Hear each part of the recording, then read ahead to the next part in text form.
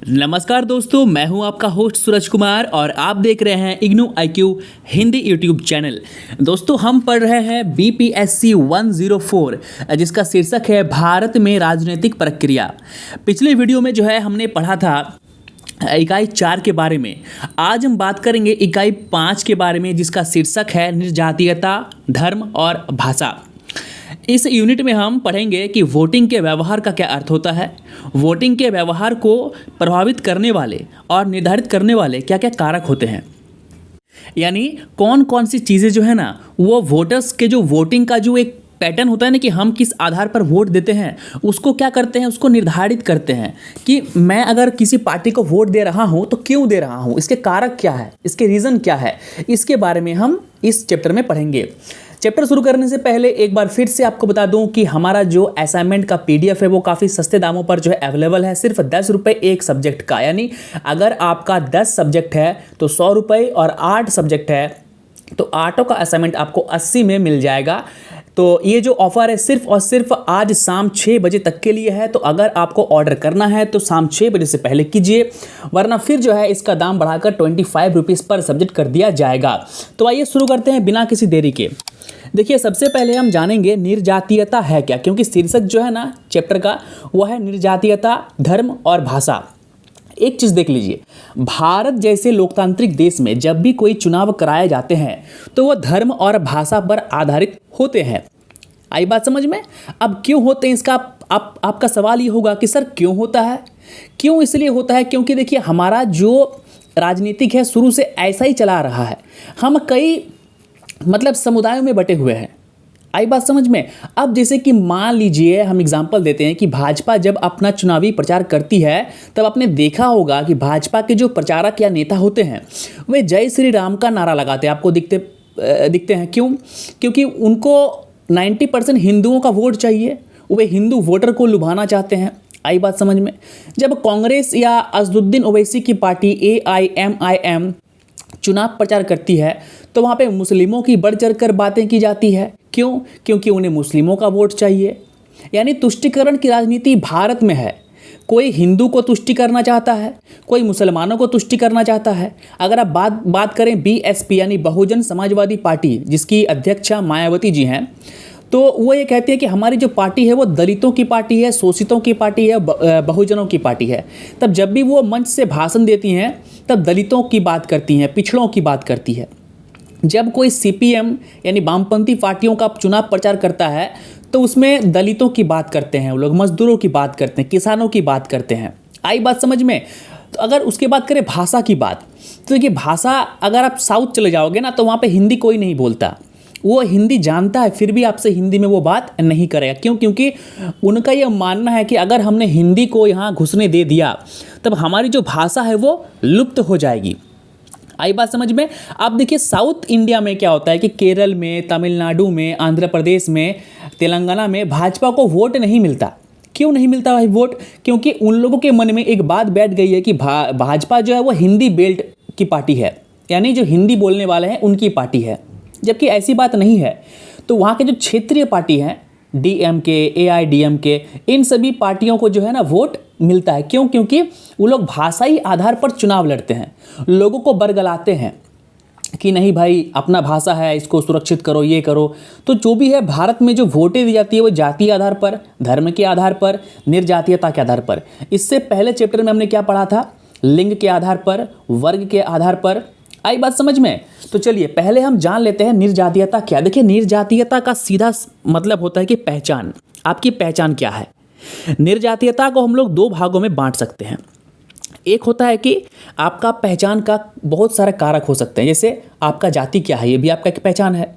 आपका धर्म क्या है, ये भी एक पहचान है। आपकी भाषा क्या है, आपकी संस्कृति क्या है, ये भी एक पहचान है। क्योंकि जब कहीं हमने देखा है कि जब मैं MP घूमने के लिए गया था तब कई लोग मुझसे मेरा जाति पूछ रहे थे। मेरे हाथ में कलावा धागा देखकर उन्हें मालूम तो था कि मैं हिंदू हूँ, लेकिन उनको जानना था कि मेरी जाति क्या है। क्यों? क्योंकि मध्य प्रदेश में गांव में अगर आप जाएंगे तो वहाँ पे जातीयता का बहुत मायने रखता है। अगर आप ब्राह्मण जाति के हो या राजपूत के हो तो आपको बहुत सम्मान दिया जाता है, लेकिन वहीं पर आप अगर SC ST हो ना आपको उतना सम्मान नहीं मिलता। ये मैं ज़मीनी बात कह रहा हूँ आपसे, बिल्कुल जी हाँ, ज़मीनी बात कह रहा हूँ, क्योंकि मैं वहाँ जा चुका हूँ। आप भी जाकर देख सकते हैं या फिर इंटरनेट में सर्च कर सकते हैं। तो ये एक मेरा पहचान है। मुझसे कई लोगों ने पूछा कि आपकी जाति क्या है, यानी वो मेरा पहचान पूछ रहे हैं।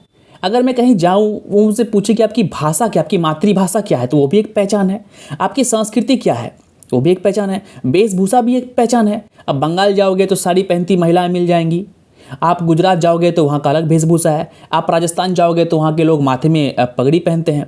आप उत्तराखंड जाओगे तो वहाँ के लोग माथे में टोपी पहनते हैं। तो ये क्या है, एक अलग अलग पहचान है। तो इसे कहते हैं निर्जातीयता। अब दूसरा जो है वो है पहचान बनने का आधार केवल एक कारक होता है, जैसे एक जाति या वर्ग या कोई चिन्ह या कोई जेंडर, सिर्फ एक कारक होगा। अब मान लीजिए जैसे कि मैंने कहा कि पार्टियों की बात मैंने की। देखिए, उत्तर भारत में, उत्तर प्रदेश में एक पार्टी है, बहुजन समाजवादी पार्टी। इस पार्टी का जो अध्यक्ष है वो है मायावती जी। मायावती जी जब भी बोलती हैं दलितों के बारे में बोलती है, यानी वो एक स्पेसिफिक कास्ट के खिलाफ बोलती हैं, स्पेसिफिक जाति के खिलाफ वो अपना प्रचार करती हैं। तो इसे हम कहेंगे कि बीएसपी जो पार्टी है वो क्या है, निर्जातीयता पर आधारित पार्टी है। यानी वो पूरे देश की बात नहीं करती, वो क्या करती है, सिर्फ दलितों की बात करती है, बहुजनों की बात करती है। तो इससे हमें मालूम चलता है कि वो सिर्फ एक पहचान की जाति की बात कर रहा है। आई बात समझ में? अब देखिए, किसी भी निर्जातीयता पार्टी के तीन प्रमुख विशेषताएं हैं। अगर कोई पार्टी निर्जातीयता वाली पार्टी होगी, माने सिर्फ से और सिर्फ एक ही कम्युनिटी, एक ही समुदाय पर वो अपना ध्यान केंद्रित करेगी, तो उसके तीन लक्षण होते हैं। क्या क्या होते हैं? पहला, इसमें एक समूह का निर्माण किसी मौलिक कारक जैसे जाति के आधार पर होता है। यानी पार्टी जब बनाई जाएगी ना, तो उसमें जो लोग होंगे वो सिर्फ उसी जाति के होंगे। अब मैं एग्जांपल दे रहा हूँ, चंद्रशेखर आज़ाद बोल के एक है, जो पहले खुद को चंद्रशेखर रावण कहता था।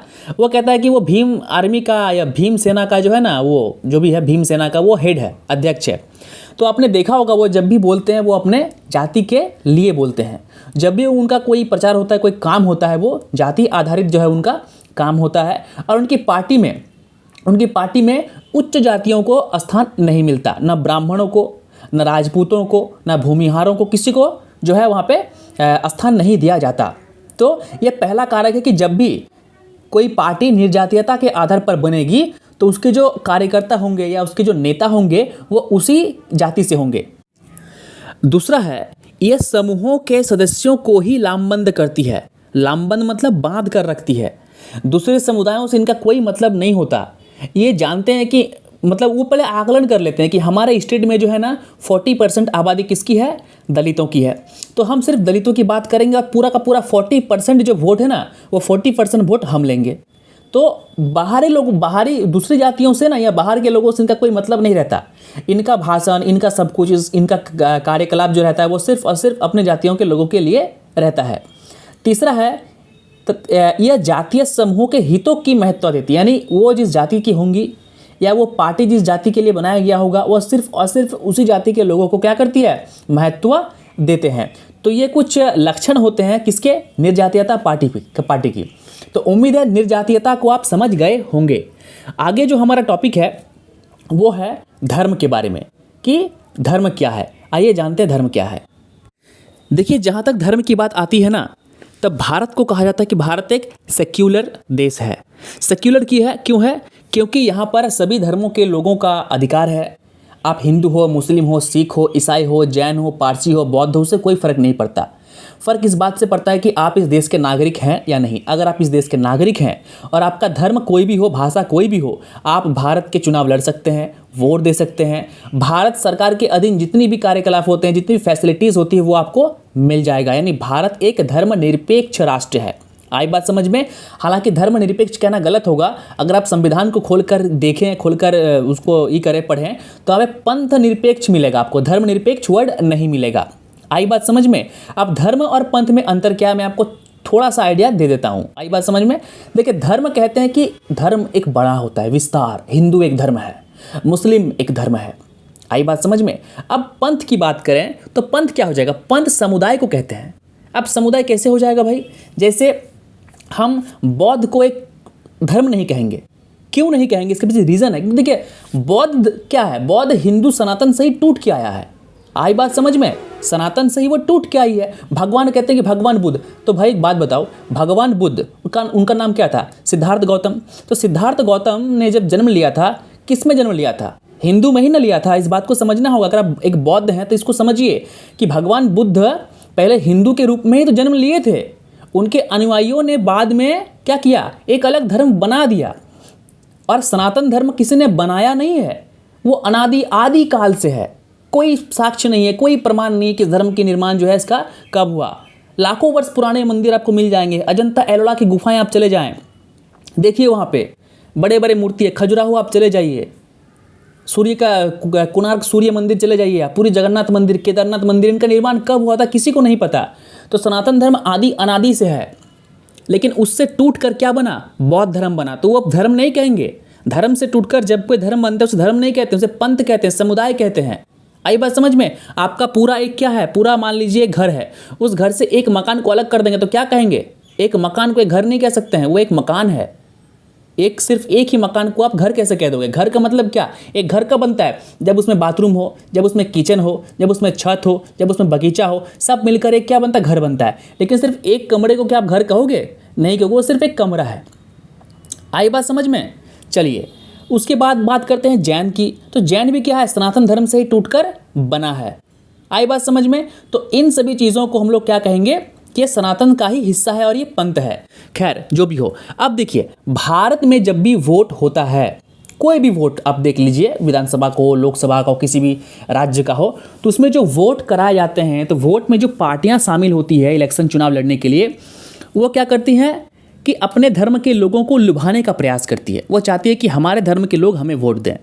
असदुद्दीन ओवैसी की पार्टी चाहती है कि मुस्लिमों का हमें वोट मिले, इसलिए तो जहाँ जहाँ भी वो चुनाव लड़ती है, मुस्लिम एरिया में चुनाव लड़ती है, और उनका उम्मीदवार कौन होता है? एक मुसलमान ही होता है, क्योंकि उनको सिर्फ मुस्लिमों का वोट चाहिए।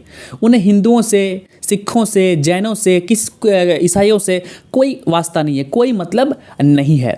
वही अगर भाजपा की बात करें तो भाजपा देखिए सबकी बात तो करती है, नेशनल पार्टी है तो सबकी बात तो करेगी, लेकिन आपने देखा होगा कि वे हिंदुओं पर अधिक फोकस करती है। कि जब रथ यात्रा निकाली गई थी आडवाणी जी के समय पर पूरे भारत में, तो वो सिर्फ हिंदुओं को देखकर निकाली गई थी। संकल्प यात्रा जब भाजपा निकालती है, जब मंदिर बनाने की बात करती है, तो इससे साफ जाहिर होता है कि जो है भाजपा हिंदुओं की बात करना चाहती है, भाजपा हिंदुओं को लुभाना चाहती है। इसमें कोई दोहराई बिल्कुल नहीं है। आप नरेंद्र मोदी जी को, अमित शाह जी को, जेपी नड्डा जी को, योगी आदित्यनाथ जी को बड़े बड़े मंचों से जय श्री राम का उद्घोष करते हुए देखा होगा। तो कहीं ना कहीं वो हिंदुओं को लुभाना चाहती है। बहुजन समाजवादी पार्टी की बात करें तो फिर और भी दलितों की पार्टी, उनकी बात करें तो मंच से वो जय भीम का नारा लगाती है। जय भीम नारा मतलब आप अंबेडकर की बात कर रहे हैं, और आप अंबेडकर की बात कर रहे हैं, आप जय भीम का, वैसे तो अंबेडकर जी हम सबका है, आपका भी है, मेरा भी है, हर किसी का, पूरे भारतवासियों का है। लेकिन जो कुछ पार्टियां हैं वो कहती है कि नहीं, हम दलितों की पार्टी है, हम भीम की पार्टी है, हम जय भीम बोलेंगे। तो उनका कार्य क्या रहता है कि लुभाना। किनको लुभाना? दलितों को लुभाना, वंचितों को लुभाना, शोषितों को लुभाना, जो निचले जाति के लोग हैं उनको लुभाना। तो कहीं ना कहीं धर्म को देखकर ही चुनाव कराए जाते हैं, चुनाव लड़े जाते हैं। जब भाजपा अपना ये एजेंडा लेकर आई थी चुनाव लड़ने के लिए 2014 से पहले, तब उनका जो एक ये था एजेंडा था, उसमें क्या था कि हम जो है अयोध्या में राम मंदिर बनवाएंगे। हिंदुओं का आस्था से जुड़ा हुआ ये एक बहुत ही बड़ा मुद्दा था। आई बात समझ? भारत का सबसे बड़ा मुद्दा क्या है? अयोध्या, बाबरी मस्जिद वाला मुद्दा है। तो उसमें भाजपा क्या बोलती है कि मैं सत्ता में आऊँगा तो मैं क्या करूँगा, वहाँ से मस्जिद को हटाकर जो है वहाँ पे मंदिर का निर्माण मैं मस्जिद तो खैर बहुत पहले हट गया था 1992 में, तो मंदिर का मैं निर्माण करवाऊँगा। तो कहीं ना कहीं अपने चुनावी भाषणों में, चुनावी प्रोपेगेंडा में उन्होंने हिंदुओं की बात की। तो ये इसे कहते हैं धर्म की राजनीति। बात करें कांग्रेस की, तो कांग्रेस ने भी मुसलमानों के हक में हमेशा बात बोला है। इसका मैं एग्जांपल आपको देता हूँ। मुसलमानों के समर्थन के लिए कांग्रेस ने सन 1985 में मुस्लिम महिला अधिकार और तलाक विधेयक प्रस्तुत किया। क्यों किया? क्योंकि उन्हें मुस्लिमों का वोट चाहिए था। इस विधेयक का प्रमुख उद्देश्य था शाहबानो केस के प्रभाव को विफल करना था। शाहबानो को तलाक दिया गया था, आप जानते होंगे शाहबानो केस का, आज भी भाजपा जो है कांग्रेस को इस केस पर घेरती आई है। साहबानो केस उच्चतम न्यायालय के साहबानो नामक मुस्लिम महिला से संबंधित निर्णय के बारे में था। साहबानो अपने पति के निर्णय के खिलाफ सर्वोच्च न्यायालय के पास पहुंची, जिन्होंने उसे तलाक दे दिया था। सर्वोच्च न्यायालय ने 1985 में साहबानो के पक्ष में निर्णय दिया कि उसे भरण पोषण के लिए भुगतान होना चाहिए। इससे मुस्लिम समुदाय का एक मुखर गुट उत्तेजित हो गया, जिसने अदालत द्वारा दी गई मुस्लिम महिलाओं को मिलने वाले लाभ से वंचित करने वाले कानून पारित करने पर दबाव डाला। मुसलमानों का समर्थन खोने के डर से कांग्रेस सरकार ने अदालत के आदेश से तलाकशुदा महिलाओं के लाभों को नकारने वाले विधेयक को पेश किया। सरकार के निर्णय ने नारीवादियों और समाज के अन्य लोकतंत्र वर्ग को नाराज कर दिया। तो अब देखिए, सुप्रीम कोर्ट से बड़ा तो कुछ है नहीं। आप जानते हैं सुप्रीम कोर्ट अगर चाहे तो प्रधानमंत्री को भी वो डांट डपट सकती है। अब देखिए, साहबानो का पति उसे तलाक दे दिया था। इसके खिलाफ साहबानो सर्वोच्च न्यायालय गई, सुप्रीम कोर्ट गई। सुप्रीम कोर्ट सभी चीज़ों को देखकर ये फैसला लिया कि ठीक है, आप तलाक दे रहे हैं, कोई बात नहीं, आप तलाक दीजिए। लेकिन ये नियम है हमारे देश में, किसी भी देश की बात करें, पूरे वर्ल्ड की बात करें तो वहाँ पे कि अगर आप अपने पत्नी को तलाक देते हैं तो आपकी पत्नी को भरण पोषण के लिए हर महीने कुछ आपको पैसा देना होगा, वरना अपना भरण पोषण वो कैसे करेगी। तो अब देखिए, अब ये फैसला सुप्रीम कोर्ट से आया, लेकिन जो मुस्लिम समुदाय था ना, इस चीज़ को मानने के लिए तैयार नहीं था। ये मैं किताबी बातें कह रहा हूँ जो आपके इग्नू के बुक में दिया हुआ, और ये वास्तविक चीज़ें हैं। आप इंटरनेट में जाके इस केस के बारे में देख सकते हैं।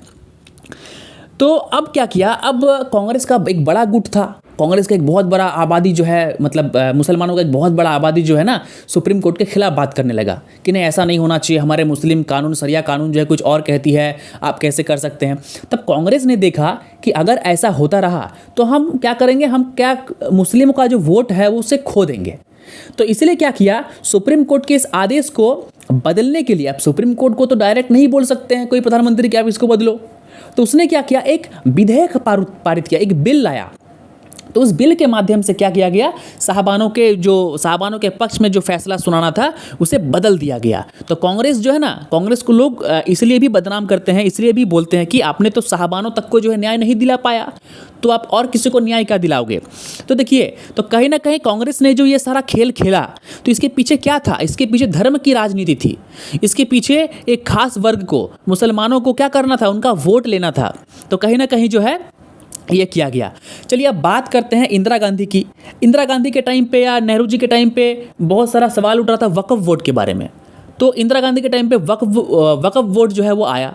तो वक्फ वोट क्या होता है कि वक्फ वोट एक मुस्लिमों की ऐसी संस्था है, वक्फ वोट चाहे तो आपको आपके घर आकर कह सकती है कि ये मेरी ज़मीन है। आई बात समझ में, ये मेरी ज़मीन है। तो कहीं ना कहीं मुस्लिमों का वोट बैंक लेने के लिए, मुस्लिमों का वोट उनको चाहिए था, इसलिए उन्होंने क्या किया, मुस्लिमों के बारे में जो है बात करने लगा। उन्होंने मुस्लिमों के हित के बारे में बात करने लगा। आई बात समझ में। मुस्लिमों को कहते हैं अल्पसंख्यक। देखिए, आप मुस्लिम हैं तो आपको बिल्कुल नाराज़ नहीं होना चाहिए, मैं फैक्ट पर बात करता हूँ। आप एक बात बताइए, अल्पसंख्यक किसे होना चाहिए। इस देश में हिंदुओं के बाद सबसे अधिक आबादी मुसलमानों की है, तो ओबियसली बात है मुसलमान इस देश में अल्पसंख्यक नहीं है। पाकिस्तान से भी अधिक मुस्लिमों की आबादी हमारे देश में है, तो फिर हम मुस्लिमों को अल्पसंख्यक क्यों कहते हैं। अल्पसंख्यक किन्हें होना चाहिए, पारसियों को होना चाहिए, जैनों को होना चाहिए, ईसाई को होना चाहिए, बौद्ध धर्म के लोगों को होना चाहिए, सिख धर्म के लोगों को होना चाहिए अल्पसंख्यक। ठीक है, तो कहीं ना कहीं मुस्लिमों ने क्या किया, कांग्रेस ने क्या किया, मुसलमानों का वोट लेने के लिए ऐसा किया। भाजपा भी हिंदू का वोट लेने के लिए ऐसा करती है, उन्हें भी हिंदू का वोट चाहिए, तो हिंदू के पक्ष में बोलती है हम मंदिर बनवाएंगे, हम ये करेंगे, हम वो कर देंगे, हम हिंदू राष्ट्र बना देंगे।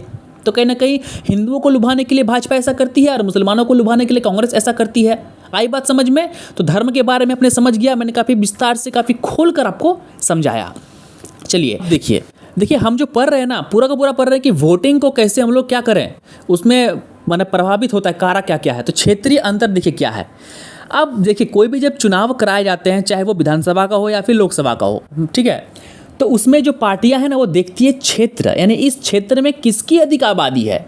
अगर कोई क्षेत्र है, जैसे कि मैं संथाल परगना से संबंध रखता हूं, और संथाल परगना में अगर आप लोकसभा और विधानसभा का चुनाव लड़ना चाहते हैं, तो आपका आदिवासी होना जरूरी है। आई बात समझ में। आदिवासियों का यहाँ पे रिजर्व सीट है।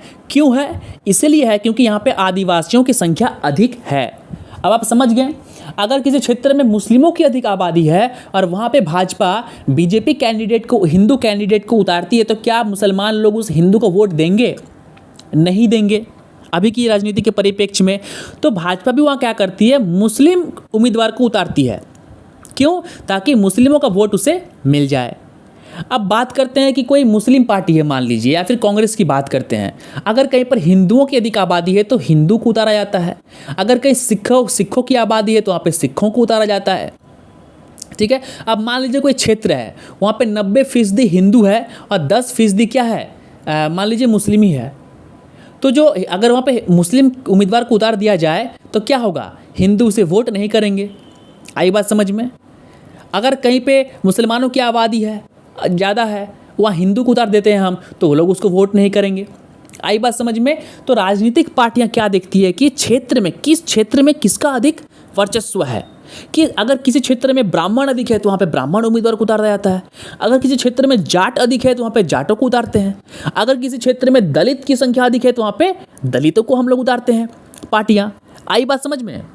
अब देखिए, तेलंगाना के संगाबाद, निजामाबाद और महबूबनगर जिलों में मुसलमानों की बड़ी संख्या AIMIM असदुद्दीन की पार्टी जो है उनकी है। तो वहाँ के जो लोग हैं वो किसको वोट करते हैं? AIMIM को वोट करते हैं। आई बात समझ में? जबकि हिंदू इससे विरोधी दलों को समर्थन करते हैं। तो देखिए, इसे कहते हैं हम लोग क्षेत्रीय अंतर, यानी क्षेत्र के साथ में जो है ना, जिस क्षेत्र में जिसकी अधिक आबादी होती है, जिस क्षेत्र में जिस जात के लोगों की अधिक आबादी होती है, उस उम्मीदवार को वहाँ पे उतारा जाता है। तो उम्मीद करते हैं इसे आप समझ गए होंगे। अब हमारा नेक्स्ट पॉइंट काफ़ी इंपॉर्टेंट है, सोशल मीडिया की भूमिका, यानी वोट में सोशल मीडिया क्या भूमिका निभाती है, इसको हम आइए देखते हैं। देखिए, आज 21वीं सदी का जो युग चल रहा है, इस युग में सोशल मीडिया की ताकत क्या है, ये मुझे आपको समझाने और बताने की आवश्यकता बिल्कुल नहीं है। हर एक इंसान के हाथ में क्या है, फ़ोन है। आपके घर में टीवी हो या ना हो, आपके घर में एक फ़ोन ज़रूर होगा। आपके घर में कंप्यूटर हो या ना हो, आपके घर में एक फ़ोन ज़रूर होगा। और उस फ़ोन के माध्यम से आप ट्विटर कर सकते हैं, आप इंस्टाग्राम चला सकते हैं, आप फेसबुक चला सकते हैं, आप व्हाट्सएप चला सकते हैं, आप यूट्यूब चला सकते हैं। और जो पार्टियां होती है, जो चुनावी पार्टियां होती है, पॉलिटिकल पार्टीज़, तो ये पॉलिटिकल पार्टीज़ क्या करती है, देखिए, अधिकतर युवा जो है ना वो सोशल मीडिया का यूज़ करता है। आपके पिताजी का ट्विटर अकाउंट हो ना हो, आपके पास ट्विटर और इंस्टाग्राम अकाउंट ज़रूर होगा। तो ये जो पार्टियां होती है, राजनीतिक पार्टियां, ये युवाओं का वोट लेने के लिए, जो यूथ है, जो 18 साल अभी जिसने 18 साल जो है वो पार किया हो, उसका वोट लेने के लिए सोशल मीडिया का सहारा लेती है। आज का जो आज टीवी, हर घर में टीवी है भी, तो बहुत लोग टीवी नहीं देखते हैं फ़ोन के आ जाने पर। लेकिन सरकार ये जानती है, पार्टियों को इस बात का अच्छा खासा पता होता है कि जो हमारा युवा है, जो हमारा यूथ है, वो मोबाइल चलाता है। अगर हम सोशल मीडिया के माध्यम से अपनी पार्टी का प्रचार करवाएंगे, छोटे छोटे रील्स बनाएंगे, तो इससे क्या होगा, इससे जो रीच है हमारी पार्टी की, जो हमारा विचारधारा है, जो हमारी एजेंडा है, वो दूर दूर तक फैलेगा सोशल मीडिया के माध्यम से। अब मान लीजिए आपने एक इंस्टाग्राम खोला, ठीक, अब उस इंस्टाग्राम में दिन भर में आपने 100 रील्स देखे, उस 100 रील्स में आपको 20 रील्स ऐसी मिल गई एक ऐसी पार्टी की जो कह रहा है कि आप उसे वोट दो, तो कहीं ना कहीं आपका माइंड जो है ना डाइवर्ट होगा उसकी तरफ, बिल्कुल होगा, आपका माइंड बिल्कुल डाइवर्ट होगा उसकी तरफ कि नहीं भाई, ये पार्टी अच्छा ही कह रही है। आपने देखा होगा सोशल मीडिया में झूठी मूठी अफवाहें फैल जाती है तो कहीं पर दंगा हो जाता है, कहीं पर मारपीट हो जाती है। मणिपुर का दंगा भी सोशल मीडिया के माध्यम से ही फैला। तो सोशल मीडिया का एक बहुत बड़ा प्रभाव है। सोशल मीडिया में जो बातें आपको मिलती है या दिखती है, चाहे वो सच हो या झूठ, आप उसे मान लेते हैं। अगर 20 रील्स में आपको एक बंदा जो है, 20 बंदा एक ही बात को कह रहा दिख जाता है कि अरे भाई 20 रील्स देखे, 20 रील्स में जो है इस पार्टी के खिलाफ बात हो रहा है, इस पार्टी के विरोध में बात हो रहा है, मतलब जरूर ये पार्टी अच्छी नहीं है, इसे वोट नहीं करना चाहिए। तो सोशल मीडिया से इस तरह की बातें फैलती है। उसके बाद ट्विटर की बात करें तो ट्विटर में कुछ पॉलिटिकल पार्टियां ऐसी होती है जो कुछ नमूने अपने बना के रखते हैं, उन्हें पैसे खिलाते हैं अपने प्रचार के लिए कि आप मेरा प्रचार करो। कुछ ऐसे लेखक होते हैं, कुछ ऐसे बॉलीवुड के एक्टर होते हैं जो किसी पार्टी के लिए बोलते हैं या उस पार्टी के खिलाफ बोलते हैं। आप उस एक्टर एक्ट्रेस के, उन अभिनेताओं के चक्कर में बिल्कुल मत पड़ना। वे लोग पेड हैं, उन्हें एक ट्वीट करने के लिए पैसे मिलते हैं, उन्हें कहा जाता है कि मेरे लिए एक पोस्ट कर दो, ठीक है। इससे क्या होगा, देखिए पार्टियां क्या देखती है कि भाई फलना हीरो का जो है ना बहुत फॉलोअर है, 10 मिलियन फॉलोअर्स है, ठीक है, इससे चलो एक 5 करोड़ इसको देते हैं और इससे एक पोस्ट करवाते हैं कि मुझे वोट दो।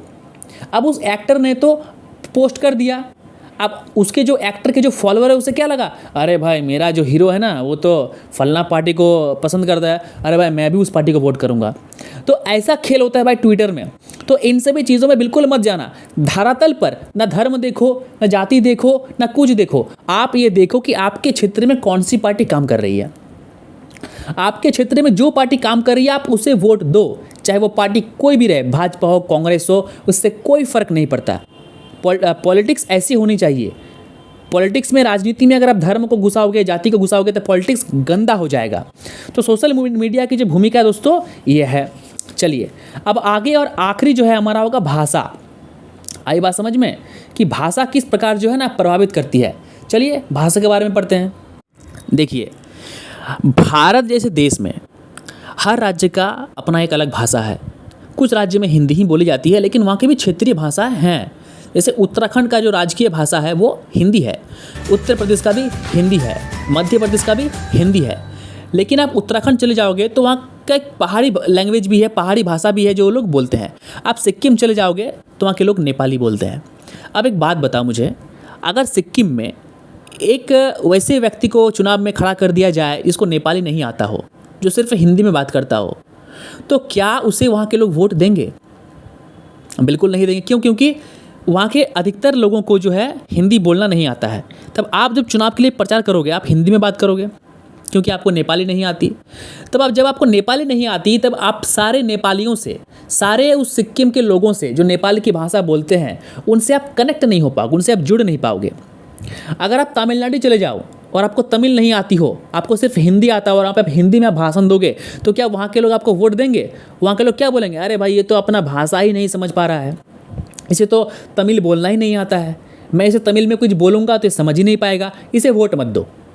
अब बंगाल चले जाओ, बंगाल में क्या है, बंगाल में सब कुछ बंगला में होता है। वहाँ पे किसी ऐसे व्यक्ति को, वहाँ पे किसी तमिल व्यक्ति को चुनाव लड़ा दिया जाए जो तमिल में बात करता हो, तो क्या बंगाली लोग उसको वोट देंगे? नहीं देंगे। गुजराती लोग जो है वैसी को वोट देंगे जिसे गुजराती बोलना आता हो। आई बात समझ में?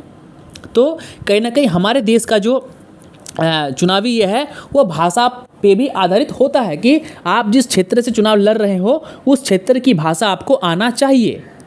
आप उस क्षेत्र की भाषा जानते हैं तभी वहाँ पे आप चुनाव लड़ पाएंगे।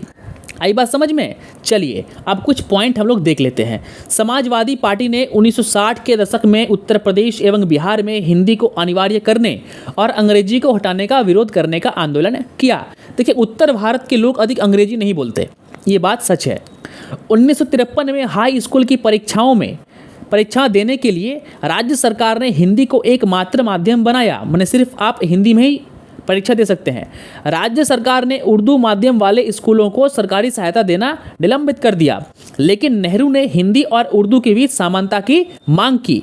सन 1961 और 71 में उत्तर प्रदेश में हिंदी को आधिकारिक संरक्षण दिया गया।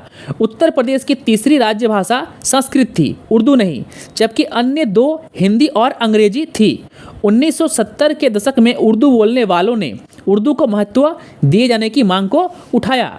उत्तर प्रदेश में कांग्रेस के घोषणा पत्र में उर्दू को दूसरी राजभाषा बनने का वादा किया गया। देखिए यहाँ पर भी क्या आ गया, मुस्लिम तुष्टीकरण कहीं ना कहीं आ गया।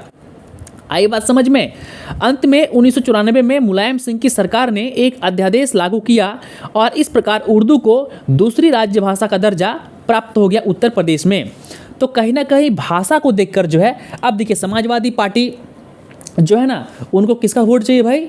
वो हमेशा मुस्लिमों के बात करते हैं। एक बात जानते हैं क्या है, चाहे हिंदू हो, चाहे मुस्लिम हो, चाहे सिख हो, चाहे ईसाई हो, मैं तो कहता हूँ कि मतलब राजनेताओं के चक्कर में आके आपस में लड़ते हैं। भाषा हो, धर्म हो, जाति हो, इस पर फ़ायदा किसको होता है? नेताओं को होता है। वे सीएम बन जाते हैं, एमएलए बन जाते हैं, एमपी बन जाते हैं। हम क्या करते हैं, हम जहाँ थे हम वहीं रहते हैं। तो इनसे भी चक्करों में नहीं पड़ना है। आपको लुभाने के लिए लॉलीपॉप दिया जाएगा, आपको लुभाने के लिए चॉकलेट दिखाया जाएगा। उस लॉलीपॉप को देख के अगर आप लालची बन जाते हैं तो कहीं ना कहीं आप क्या है, मूर्ख हैं। आपको देखना चाहिए कि समाज के लिए क्या काम हो रहा है, आज अगर कोई पार्टी आपके लिए बात कर सकती है तो कल वो पार्टी आपके खिलाफ भी बात कर सकती है। इस बात को आपको समझ जाना चाहिए। आई बात समझ में? तो जो भ्रष्ट नेताएं होते हैं ना, ये किसी के नहीं होते, ये किसी के नहीं होते। अगर ये भ्रष्ट नेताएं किसी के होते तो इतना घोटाला क्यों होता भाई? कोलगेट घोटाला, 2G स्पेक्ट्रम घोटाला, कॉमनवेल्थ घोटाला, बोफोर्स घोटाला, ये सब क्यों होता? तो देखिए, इसी के साथ जो है हमारा ये चैप्टर होता है ख़त्म, और उम्मीद करते हैं कि मैं आपको अच्छा से समझा पाया हूँ। आप अगर इस वीडियो को पूरा देख लिए हैं तो एक बार कमेंट कर दीजिए कि हाँ, आपको समझ में आ गया। तो मुझे इससे जो है ना अच्छा लगेगा कि हाँ भाई चलो, मैं पढ़ा रहा हूँ तो आपको समझ में भी आ रहा है। और एक दरख्वास्त आप लोगों से ये है कि प्लीज़ चैनल को सब्सक्राइब कर दीजिए। मैं इतना अच्छा समझाता हूँ ना कि मेरा दावा है, मैं ये नहीं कह रहा कि मुझसे अच्छा पढ़ाने वाला कोई है नहीं, बिल्कुल है, बिल्कुल होगा, होना भी चाहिए। लेकिन मेरा ये दावा है कि मैं जिस तरह से आप लोगों को समझाता हूँ, एक एक चीज़ तोड़ कर, खोल कर, एग्जाम्पल देकर पार्टियों की, ऐसा आपको कोई नहीं समझाता होगा। एक भी चैनल का आप नाम बता दो जो इस तरह मेरे तरह खुलकर किताबी भाषा किताबी भाषा आपको समझ में नहीं आएगा। किताब में ऐसी बहुत सारी चीज़ें दी हुई है जिसे मैं अगर पढ़ाऊँगा ना, आपको समझ में नहीं आएगा। तो मैं इसलिए उसे अपने समाज से, पॉलिटिकल पार्टियों से, चुनावों से क्या करता हूँ, चुनावों का एग्जाम्पल देकर आपको समझाता हूँ। ऐसा कोई नहीं समझाएगा। तो अगर मैं इतना मेहनत कर रहा हूँ भाई, तो उसका फीडबैक भी आपको देना ज़रूरी है। तो आप अपना फीडबैक कमेंट के माध्यम से दीजिए, वीडियो को अधिक से अधिक लाइक कीजिए और कमेंट करना बिल्कुल मत भूलना दोस्तों, और चैनल को सब्सक्राइब भी ज़रूर कीजिए। तो मिलते हैं अगले एपिसोड में एक नए चैप्टर के साथ। तब तक के लिए नमस्कार, जय हिंद, जय भारत।